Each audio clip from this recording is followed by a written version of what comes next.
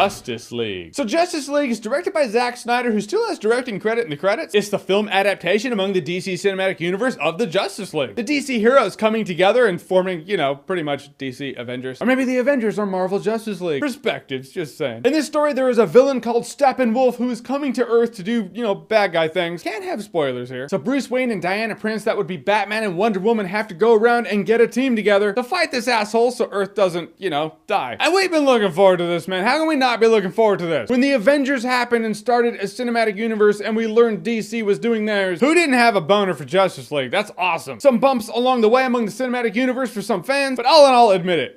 You're morbidly curious, aren't you? So what I liked about this movie is if there is a character that you liked in a previous movie in the DC Cinematic Universe and they're in this movie, what you liked about them is generally speaking intact. I mean, there's some character growth in this one because this movie takes place after the other movies. You can tell Batman, for one, has grown a bit. And they address that in this movie, but point is the essence of him, Wonder Woman, what you liked about her, that's intact. But the newcomers, Flash, Cyborg, Aquaman. I'm interested and curious about all their movies. I don't know if Cyborg is actually getting his standalone movie. The Flash was definitely the comic relief. There's more comedy tied in with him than most other characters. He even says in one of the trailers, he was like, I don't get into fights. I just run really fast and push people over. And when you think about the Flash, you're like, yeah, that's true. What if he goes up against someone really powerful, really fast? He hasn't dealt with that yet. But when he ran, when he was hauling ass and that speed force is coming off of him in the form of lightning, it just looks really cool. I didn't actually remember that it wasn't yellow. I'm used to it being yellow, fan of the Flash TV show, and it never once bothered me. I'm just saying people are entitled to their nitpicks. That would have been one, but it wasn't.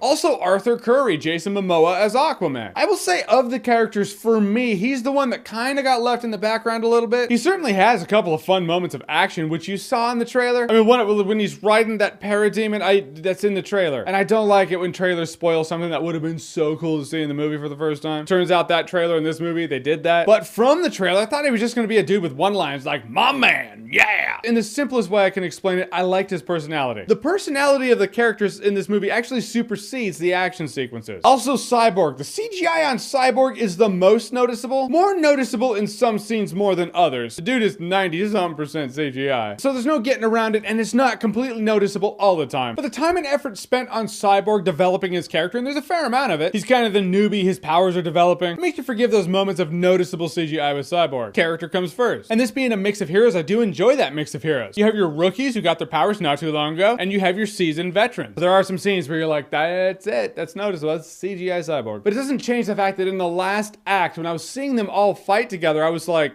the Justice League just happened. It's just really neat. It's an experience that I can say I was there. I was alive. I was reviewing movies. I was watching movies. When that happened for the first time, I was here. Now, as for the flaws, this movie was supposed to be something like 2 hours, 45 minutes, and it was recently sliced down to be 2 hours. Or I think it was the mandate was less than 2 hours. So it clocks in at like an hour, 59 minutes. And it does show, especially in the first act of the movie, this setup, you can tell it's like there's supposed to be so much more information here. Even going into the second act of the movie, though, it's more noticeable in the first act. There's even one scene where it's just like, it's done now. You're like, oh, okay. Something's missing, isn't there? So the pacing in some time blocks in the movie, it's a bit choppy. So I'm looking forward to seeing the director's cut or extended edition, special edition, whatever they're gonna call it. If it comes out on Blu-ray, it'll probably happen. Also, there are a couple of instances where they talk about certain things that, given previous movies in the cinematic universe, couldn't have happened the way they said it happened. So the chronology is starting to get fudged up a little bit. The villain Steppenwolf, I thought he was fine and functional for his part. You feel like you're dealing with the middleman a bit. You're like, okay, between the Justice League and Darkseid, I guess there's you. Can't help but have the kid inside you jump up and down and be like, I want Darkseid. But he was fine and functional when he was on screen. When he was not on screen, I kind of forgot about him. First and foremost, the point of all of it is seeing your heroes come together. And for that, I felt they did a good job with that. Steppenwolf can take a back seat if the heroes get a front seat. Guys, in the end, Justice League was a very good time for me. Though it wasn't perfect. There's some tonal issues in the movie, some pacing issues in the movie. Some of the humor didn't really land. Some of it actually surprisingly landed. One thing that happens in here especially cracked me up. I know that people were getting worried like, what, Perry White's not going to be in the movie? Lex Luthor's not going to be a part of the plot? And when you look at it though, it's like, where would Perry White fit in here? Where would Lex Luthor really fit in here? So I'm glad they took him out. The comic book fan in me was pleased and the movie fan in me was entertained. And I will say Justice League is a good time. No alcohol required. Yeah, as a movie, it's better than Suicide Squad, but this is why I hate ratings. All right, guys, so Justice League, have you seen it? What did you think about it? Or let's